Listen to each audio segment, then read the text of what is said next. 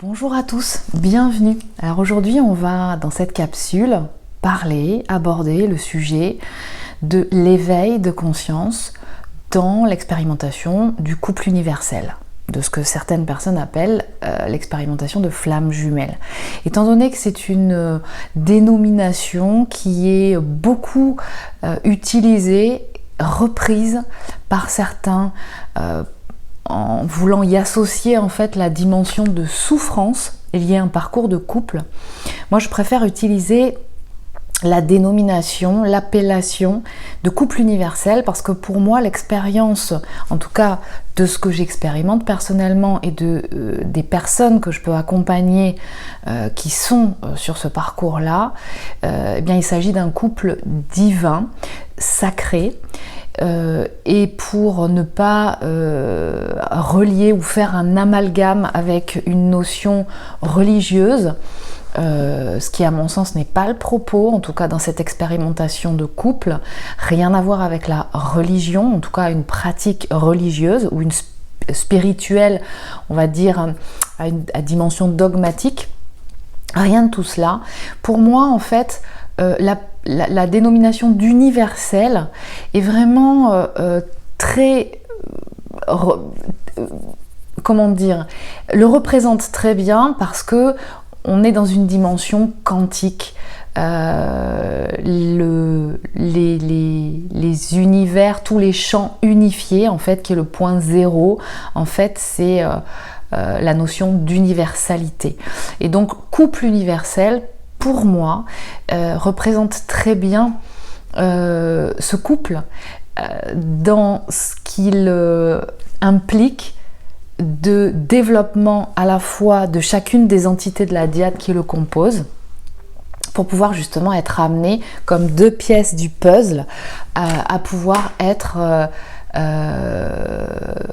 à réaliser cette troisième entité qui pour moi serait comme une espèce de générateur d'une puissance très importante en fait, voilà, qui est démultipliée à deux, mais qui va passer d'abord par un travail de reprogrammation positive en profondeur en fait de chacune des entités de la dyade. Donc je voulais appuyer aujourd'hui dans cette vidéo, dans cette capsule, sur le fait que cette expérimentation de couple, ce couple universel, il y a vraiment une dimension d'éveil de conscience. Et je crois qu'il n'est pas...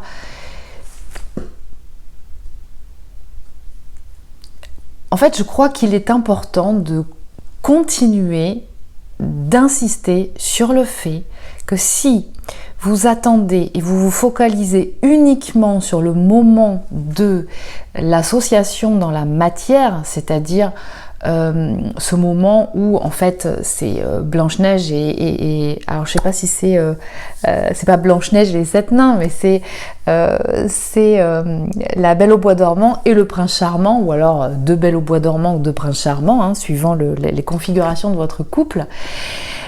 L'idée c'est vraiment pas ça, c'est de s'affranchir de tous ces critères, tous ces paradigmes qui nous ont beaucoup accompagnés et complètement cadrés par rapport à l'expérimentation de l'amour ici sur Terre, cette notion terrestre. Alors il ne s'agit pas non plus de monter dans les hautes sphères et de laisser cet amour dans des dimensions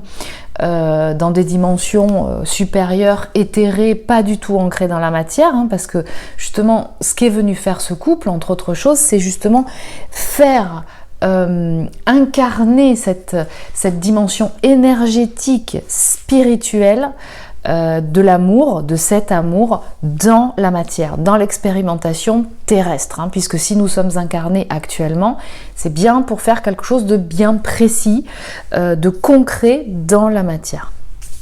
Donc ce couple universel nécessite et tous les témoignages concordent en ce sens, nécessitent et appellent systématiquement chacune des entités de la dyade, c'est-à-dire chaque être du duo qui le constitue, à s'éveiller en conscience. Et on va pas revenir aujourd'hui parce que c'est pas le sujet sur le fait qu'à un moment donné il y a un certain nombre de choses qui se mettent en place pour pouvoir justement amener à cet éveil de conscience individuelle. Et ça, eh bien on ne peut pas en faire l'économie. Ça va amener à ce que beaucoup ressentent ou vont ressentir comme de la souffrance. Et c'est d'ailleurs à ce niveau-là que se fait le quiproquo chez beaucoup de gens qui peuvent vivre une expérience de couple qui est douloureuse, qui est difficile et compliquée, alors qu'il ne s'agit pas forcément de ce couple universel ou de flammes jumelles. Donc attention, j'attire votre attention là-dessus. Ce qu'amène systématiquement à expérimenter, au moment en tout cas, il y a un timing qui est lancé, qui est ce qu'on appelle au moment de la reconnexion, c'est-à-dire quand les deux se retrouvent, mais quelquefois c'est pas la première fois qu'ils se retrouvent physiquement l'un proche de l'autre, d'accord ? Quelquefois ils se connaissent depuis très très longtemps, de nombreuses années. En ce sens, j'insiste aussi sur le fait que chaque couple est unique et qu'il a une histoire qui lui est bien particulière. Certains vont faire une nuit noire même avant même la rencontre, donc la reconnexion avec leur couple. D'autres vont l'amorcer au moment de la reconnexion, d'autres encore vont amorcer la nuit noire quelques mois après ou quelques semaines après la reconnexion. Bref, en tout cas, au moment où on se reconnecte, c'est-à-dire qu'on se met en présence l'un ou l'une de l'autre dans la matière, à ce moment-là, il y a un phénomène qui s'enclenche et qui fait que eh bien, ça commence à donner le là et le ton d'un certain nombre d'expérimentations assez intenses qui vont vous amener à vivre des situations et des liens qui vont se révéler ou s'intensifier parce qu'ils étaient déjà là, ou se révéler dans certaines situations très intenses et très blessantes. Donc qui vont générer de la souffrance. Mais il est important d'insister sur le fait que cette souffrance, qui est une interprétation quelque part de notre mental, de notre part intellectuelle, hémisphère gauche de l'esprit, du cerveau neuronal, qui est associé en fait à l'ego blessé. L'ego blessé, c'est tout ce qui contient. L'ego en lui-même, il n'est pas à jeter à la poubelle. Ça, on en a parlé à plusieurs reprises. Il est là pour défendre l'individu. Simplement, dans la partie de l'esprit, l'ego est associé avec cet autre tiroir de rangement d'informations relié aux mémoires à charge émotionnelle négative. Donc, toutes ces fameuses blessures émotionnelles qui, du coup, vont être réveillés, c'est-à-dire que ce tiroir, à partir du moment de la reconnexion avec votre autre, il va s'ouvrir. Et là, pour le coup, on va avoir accès à la boîte de Pandore. Sauf que on n'est pas trop préparé à ça, parce que nous, dans notre idée, ce qu'on se fait de l'amour, c'est le prince charmant et la belle au bois dormant, d'accord ? Donc en fait, ça va commencer à piquer, à faire mal. Mais si ça pique, c'est pour une raison bien précise. La souffrance que ça génère, que ces situations génèrent, que ce soit avec votre autre, mais aussi dans d'autres aspects et situations de votre vie qui n'ont pas forcément un lien avec votre amour, d'accord ? vont générer en fait donc une souffrance. Mais cette souffrance, c'est quoi? Et c'est important de revenir sur la notion sur la définition de souffrance. La souffrance, c'est une intensification, une mise en contact avec une mémoire reliée à une émotion, à une charge émotionnelle négative sur une échelle de 1 à 10, donc plus ou moins intense. À partir du moment où on met le doigt dessus, où du coup ce tiroir est ouvert et on commence à sortir un petit peu tous les éléments qui avaient stocké dans ce tiroir, là, on commence à se piquer les doigts, à être dans des situations très inconfortables. Et bien souvent, mais l'erreur qu'on commet au départ, puisqu'on n'a pas l'expérience, on ne sait pas exactement, on ne comprend pas ce qui nous arrive, c'est d'associer finalement toutes ces sensations et ces blessures, toutes ces sensations négatives à ce couple, d'accord, ou à notre amour.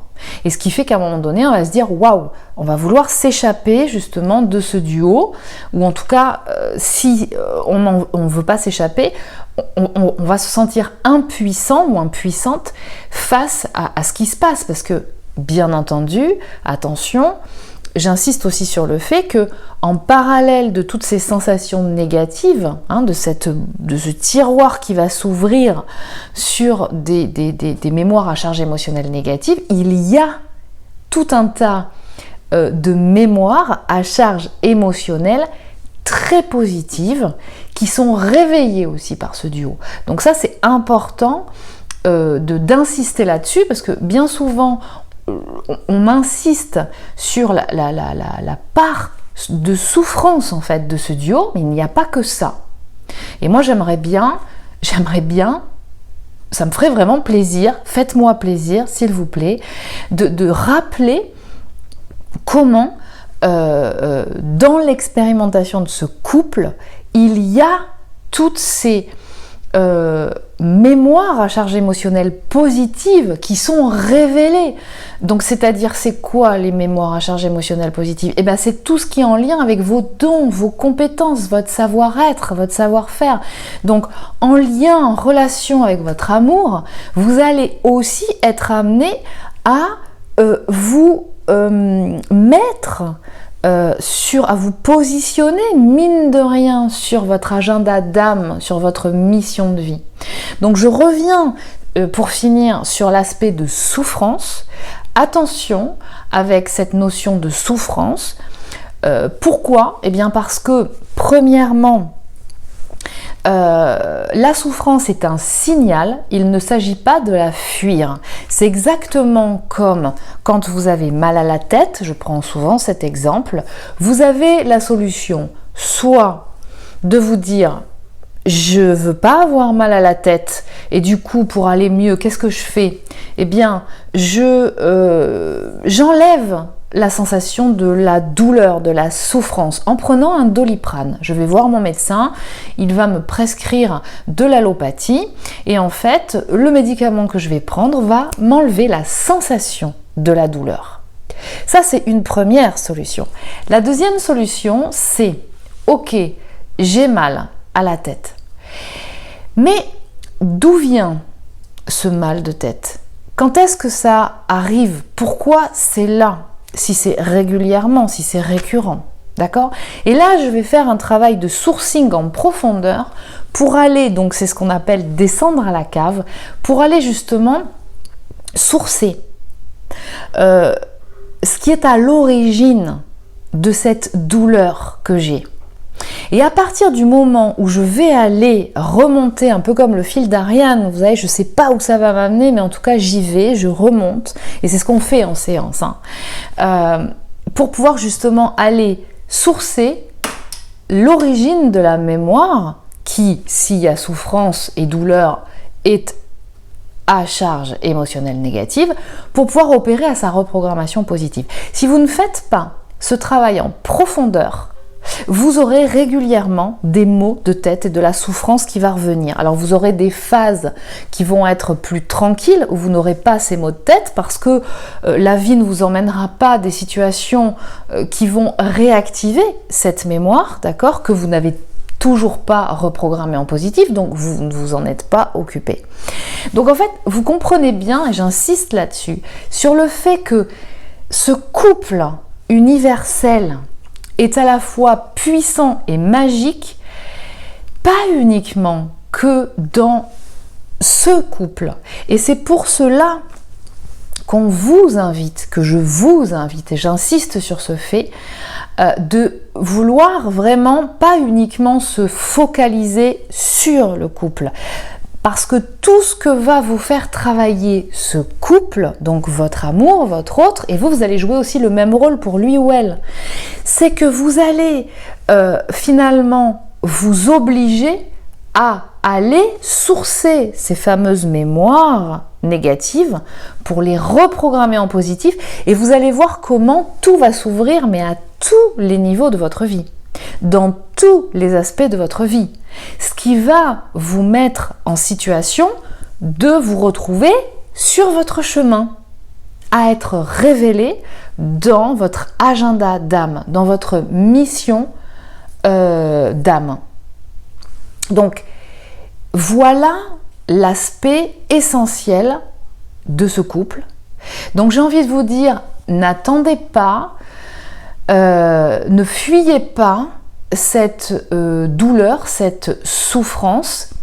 En même temps, ne vous stigmatisez pas dedans, d'accord ? La souffrance est nécessaire dans un parcours d'éveil, mais pas pour rester stigmatisé dedans, pour pouvoir justement capter le signal qui va du coup vous donner l'information « Ah, il y a des mémoires négatives que j'ai intérêt à aller reprogrammer, parce que si je ne vais pas les reprogrammer, je ne vais pas pouvoir, moi, individuellement, d'accord ?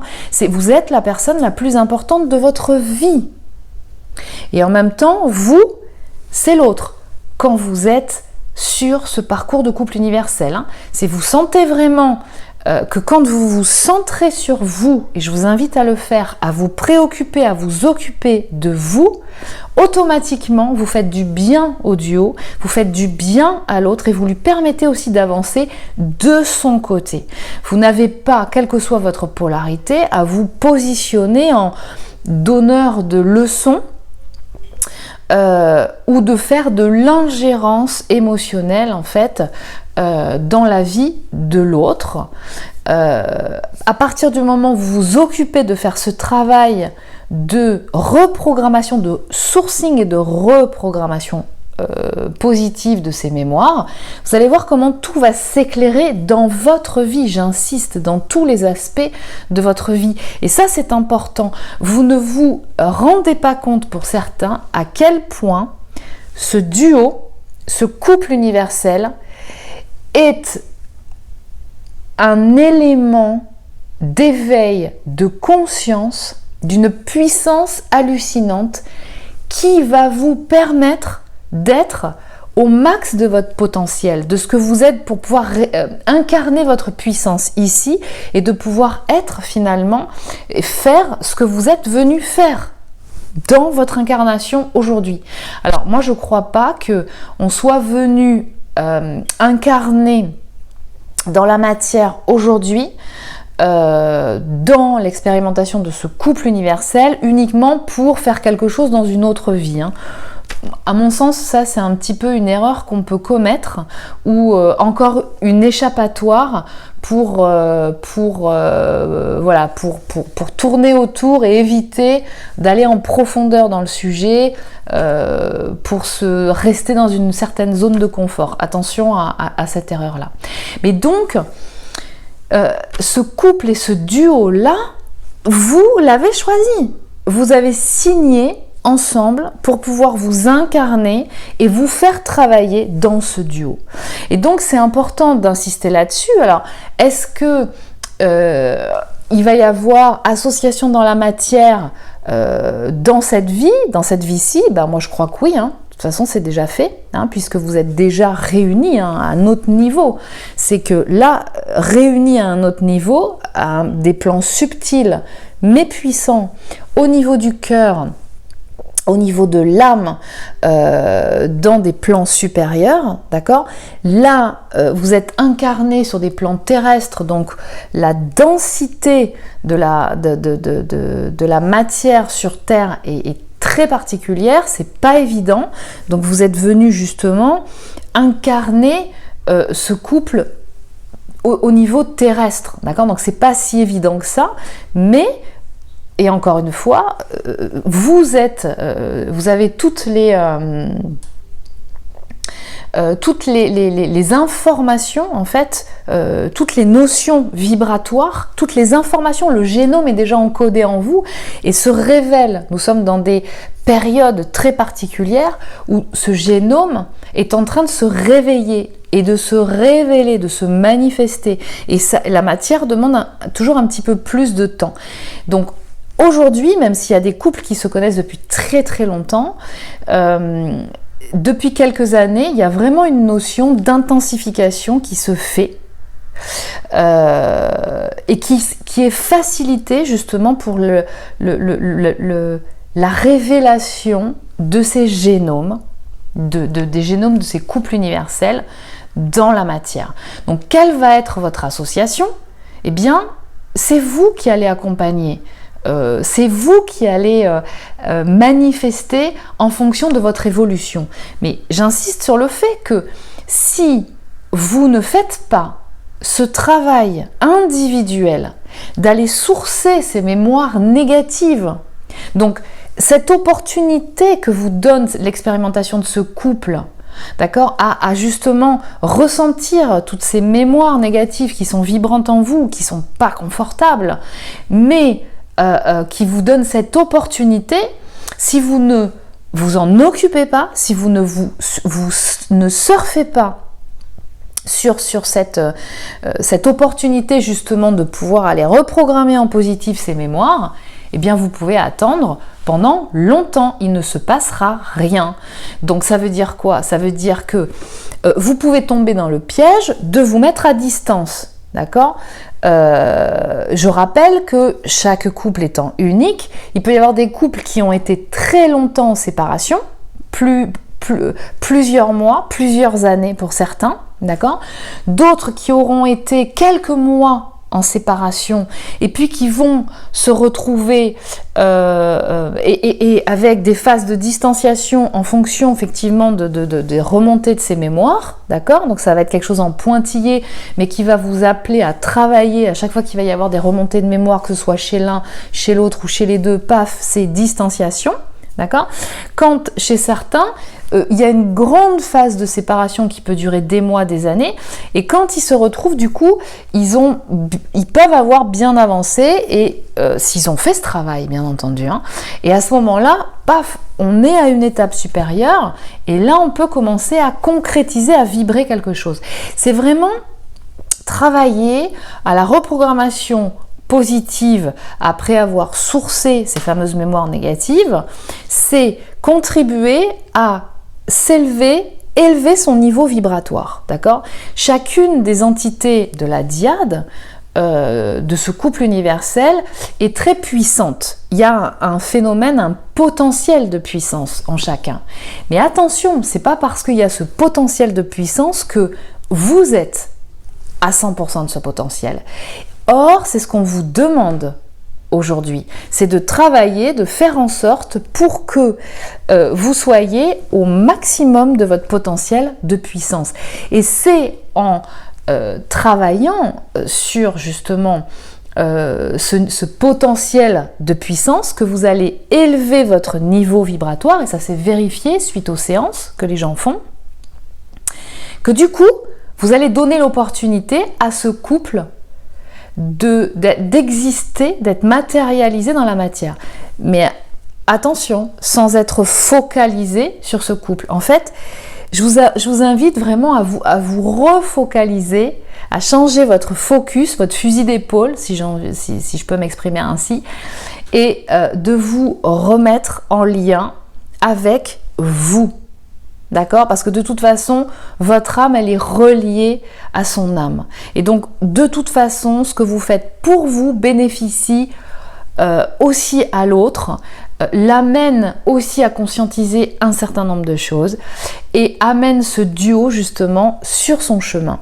Et finalement, quand vous êtes dans l'expérimentation du couple universel, ce que j'aime à dire, c'est que même si vous n'allez pas vous focaliser sur ce couple-là, d'accord, vous vous focalisez sur vous, sur ce que vous avez à faire, qui vous êtes, libérez votre âme de tous ces programmes négatifs qui entravent le process évolutif de votre âme. C'est ce que vous êtes venu faire ici dans une première phase. C'est ça, ce parcours exigeant, d'accord? Et suite à ça, eh bien, vous allez du coup, en conséquence, être amené à être sur votre chemin, donc à être dans votre agenda d'âme. Et ce couple fait partie de votre agenda d'âme. D'accord? Donc à vous de voir naturellement comment les choses vont se positionner sans attendre quelque chose de précis par rapport à ce couple. Certains vont vivre ensemble sous le même toit, d'autres auront peut-être des enfants, d'autres n'en auront pas, d'autres peut-être ne vivront pas sous le même toit, d'autres peut-être vivront, et ça c'est marrant parce qu'on en a souvent parlé avec certaines personnes, l'idéal de vie en fait quand on est ce couple là, parce que c'est puissant entre les deux, hein, énergétiquement parlant, c'est tellement puissant qu'il y a des moments où on a besoin aussi de se retrouver dans son espace propre pour chacun en fait, hein, pour pouvoir ensuite se retrouver ensemble dans des espaces communs. Et on se disait que finalement un endroit où il pouvait y avoir différentes lieux, hein, c'est-à-dire un grand terrain avec soit des vieilles bâtisses ou pourquoi pas à construire des modules en ossature bois, hein, maintenant ça se fait de façon assez rapide, où chacun pourrait avoir un peu son espace, pourquoi pas sa chambre et son espace privé, avec un grand lieu commun pour se retrouver dans la cuisine, dans le salon, avec un espace vert ou un espace de ressourcement adapté à chacun, hein. Moi personnellement c'est l'océan, d'accord, mais il y a aussi la forêt, il y a et de pouvoir justement vivre au mieux en fonction de ce qui vous correspond le mieux. C'est à la carte, il n'y a pas de règles prédéfinies. Mais en tout cas, j'insiste sur le fait vraiment que si vous avez peur de la souffrance parce que votre grille de lecture de souffrance c'est waouh, ça fait mal, je veux pas souffrir, vous passez à côté de l'opportunité justement de pouvoir aller sourcer ce qui cloche quelque part, d'accord, en vous, mais qui est modulable, de façon à pouvoir être sur votre chemin de vie. Voilà. Donc, allez faire ce travail-là, parce que si vous n'allez pas le faire, eh bien, vous pouvez vous mettre dans des distanciations, ne pas vous voir parce que vous êtes en mode confort, ça vous va bien comme ça, et en même temps, ben, quand l'autre revient, vous avez la trouille, et ça repart comme en 40, et à un moment donné, ça explose, mais vous n'avez toujours pas avancé. Et du coup, vous maintenez l'autre à distance, parce que c'est plus confortable pour vous, mais je vous assure que c'est encore c'est trop confortable, c'est-à-dire que ne croyez pas que parce que votre hôte va être à distance, que vous n'aurez pas l'effet qui se coule de la mémoire qui aura encore à travailler à l'intérieur, ne va pas du coup se révéler via une autre situation de vie. D'accord? Donc quelque part, votre amour est le révélateur de là où vous en êtes. Ok? Et quelque part, eh bien, apprenons à vivre finalement ces phases de distanciation avec beaucoup plus de bonheur. Je vous dis à très bientôt, j'espère que cette vidéo vous aura plu et aidé.